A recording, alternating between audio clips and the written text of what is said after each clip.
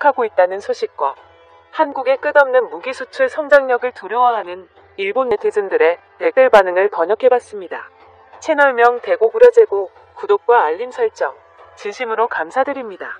한국의 K2 전차 생산 기업인 현대로템의 1조 6천억치 초대박 해외 수주를 향한 총력전이 개시되었습니다. 이로써 K2 흑표 전차는 폴란드에 이어서 노르웨이에서도 전차 전력가 사업 최종 후보에 등극한 것이죠. 결국 K2 흑표 전차가 노르웨이에 수출되기 위한 마지막 관문은 단 하나, 독일산 레오파르트 2와 경쟁해 성능과 가격 면에서 정면 대결을 펼치는 일만 남았군요. 강대국 한국은 노르웨이에게 현지 최종 조립과 압도적인 스펙을 장점에 내세우며 마지막 승부수를 걸었습니다.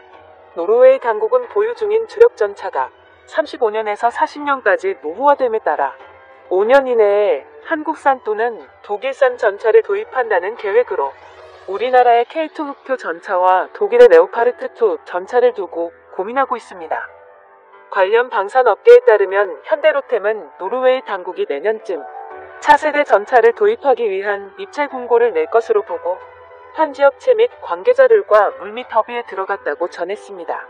현대로템은 폴란드에 이어 노르웨이에서도 현지 최종 조립을 제안하며 한국과 함께할 라이센스 협력업체를 물색하고 있죠. 파워트레인과 포탑이 장착된 차체 등 핵심적인 부품을 우리나라에서 생산해 노르웨이로 운송하면 현지에서 생산한 주포와 결합하는 방식인 것입니다. 최종적으로 소프트웨어 시스템 통합도 현지 생산 라인에서 이루어지게 되며 이에 따른 한국의 노르웨이 기술 이전 정도는 입찰 과정에서 지속적인 협의가 이루어질 전망입니다. 이렇듯 한국이 공격적인 마케팅 전략을 펼치는 주된 이유는 노르웨이의 전차 사업에 본격적인 입찰 공고가 나오기 전이지만 독일의 크라우스 마페이 베그만사와 펼치게 될 전차 수주전에서 압도적인 우위를 점하기 위해서입니다. 노르웨이 전차 교체 사업의 규모는 약 13억 크로네, 한화 1조 6,350억 원에 달할 것으로 전망됩니다. K2 흑표 전차는 세계적으로도 뛰어난 스펙과 가성비를 인정받고 있지만 완제품 수출 실적은 아직까지 없는 상태로 중동의 오만과 UAE, 폴란드와 노르웨이 등 다양한 지역에서 수주 발주를 위해 끊임없는 노력을 하고 있습니다. 후반부 한국산 명품 무기 하나 시스템의 K9 자주포의 경우 폴란드와 핀란드, 인도, 노르웨이, 에스토니아 등 세계 각국으로 수출 중인 만큼 한국산 명품 무기인 K9 자주포에 이어 K2 흑표 전차가 뒤를 이을 수 있을지 향후 비추가 주목되는군요. 특히 한국은 독일이 자국 생산을 금지한 것과 다르게 자국 생산을 원칙으로 삼은 노르웨이와 폴란드 당국의 조건과 완전히 맞아떨어지면서 K2 흑표 전차는 수출 순위에서 가장 유력한 수주 후보로 등극한 것이죠. 한국 정부도 K2 흑표 전차의 수출을 위해 총력을 기울이고 있습니다. 한국 정부의 방사청장이 노르웨이 국방부의 병기 총국장과 만나 K2 흑표 전차를 적극적으로 소개하며 한국의 최첨단 무기들이 노르웨이 육군 전력 발전에 크게 기여하길 바란다고 밝혔습니다. K2 흑표는 지난 2008년 개발이 완료된 이후 육군의 차세대 전차로 2015년 1차 양산분 100대가 실전 배치되었으며 주포로는 120mm 55구경 활강포를 장착했고 능동 방어 체계와 반응 장갑, 포탄 자동 장전 시스템 등 최신 기술이 대거 탑재되었습니다. 아울러 유도 교란형 능동 방호 시스템을 적용해 전차에 접근하는 대전차 유도미사일을 감지, 대응 연막탄을 발사하거나 해피 기동을 시전할 뿐만 아니라 흑발 반응 장갑 적용으로 전차의 생존력이 한층 강화된 최신 사양이 적용되었습니다.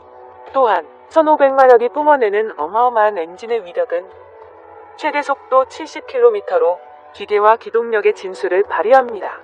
수심 4.1m까지 잠수도 가능하죠.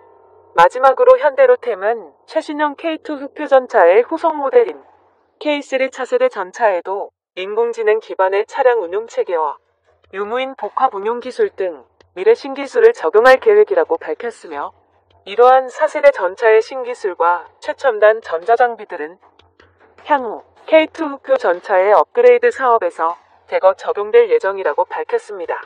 K2 흑표 전차의 노르웨이 수출 사업 진행 소식이 일본의 마토메 스레드에 올라왔습니다. 스레드에 올라온 일본 네티즌들의 다양한 댓글 반응을 번역해봤습니다. 한국이 노르웨이에 초청되어서 전차 사업에 참여한 건 엄청난 사건이다. 무엇보다 상대방의 지역은 티거 전차를 만들던 독일이잖아. 티거를 만드는 독일과 한국이 동급이 되었다는 게 도저히 믿기지 않는다. 일본의 밀리터리 오타쿠들은 군사무기 판매에 주력하고 싶겠지만 일본제 무기들은 성능이 소홀하니까 해외 수출 뉴스가 없고 한국 관련 뉴스만 계속해서 올라오고 있지.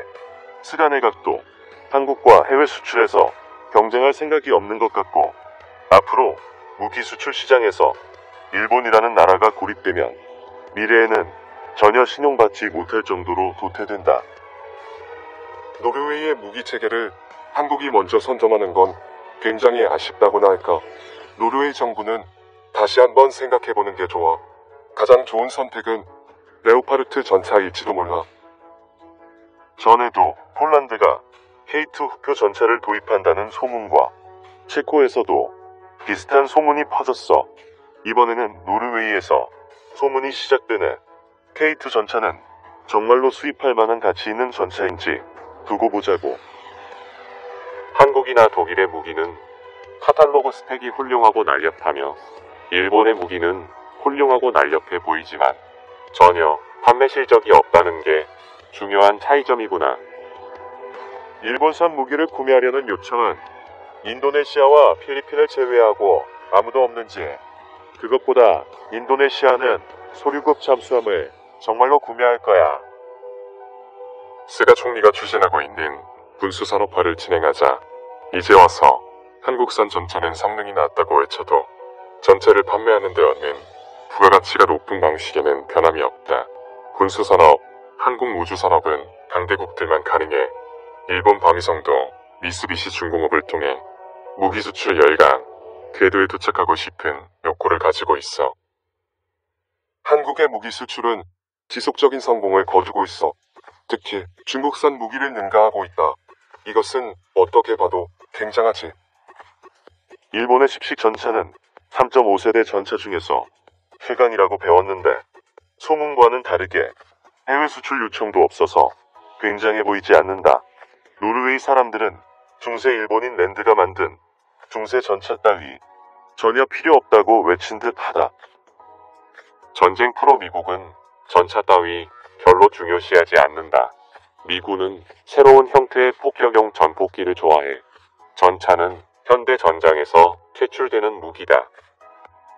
방위비가 충분히 있는 나라는 한국산 전차를 구매하지 않는다. 샀다고 해도 한국 측이 덤핑 플레이로 적자로 팔기 때문에 거대한 이익은 없어.